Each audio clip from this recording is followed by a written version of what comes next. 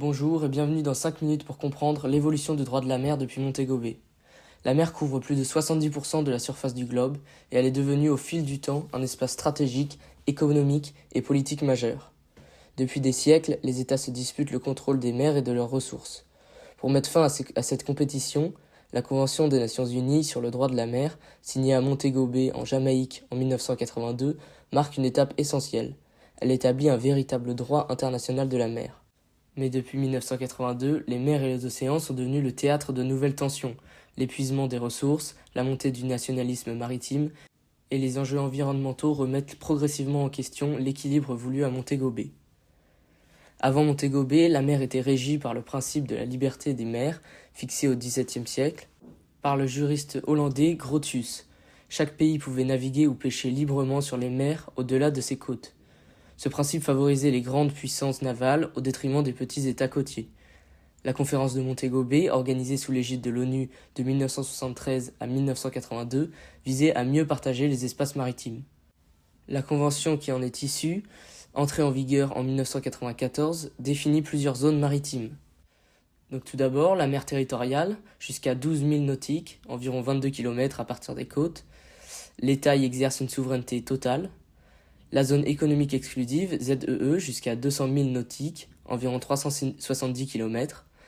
L'État côtier y possède des droits exclusifs d'exploitation des ressources. Ça peut être de la pêche, hydrocarbures ou des minerais. Le plateau continental, donc c'est un prolongement sous-marin du territoire côtier, parfois étendu jusqu'à 350 000 si l'État en apporte la preuve géologique. Et la haute mer, au-delà des ZEE, qui est un espace commun à toute l'humanité régi par le principe de liberté de navigation et d'exploitation. Donc pour gérer les ressources de ce patrimoine commun de l'humanité, la Convention crée des institutions comme l'Autorité internationale des fonds marins, AIFM, chargée de réguler l'exploitation minière en haute mer. Cependant, depuis les années 1990, le contexte géopolitique et économique a profondément changé. Les mers sont devenues des espaces de rivalité croissante et une véritable course aux minerais a commencé. Les ZEE représentent en effet de vastes réserves de poissons, d'hydrocarbures et de minerais. L'exploitation offshore, c'est-à-dire de forage en mer, s'est développée, tout comme l'intérêt pour les nodules polymétalliques dans les fonds marins utilisés pour leur richesse en métaux. Certains États cherchent à étendre leur plateau continental pour accaparer de nouvelles ressources. Par exemple, la Russie revendique une extension sur l'océan Arctique, estimant que le plateau continental sibérien se prolonge jusqu'au pôle Nord. La Chine revendique une grande partie de la mer de Chine méridionale avec la construction d'îlots pour étendre sa ZEE, au détriment du Vietnam, des Philippines et de la Malaisie, créant des tensions militaires malgré les règles de Montego Bay. La Turquie conteste les délimitations maritimes autour de la Grèce et de Chypre.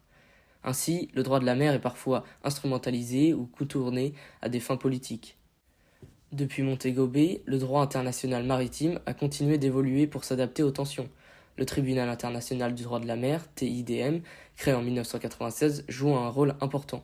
Il a permis de résoudre pacifiquement plusieurs litiges. Comme en 2012, il tranche le différend entre le Myanmar et le Bangladesh sur la délimitation de leurs ZEE.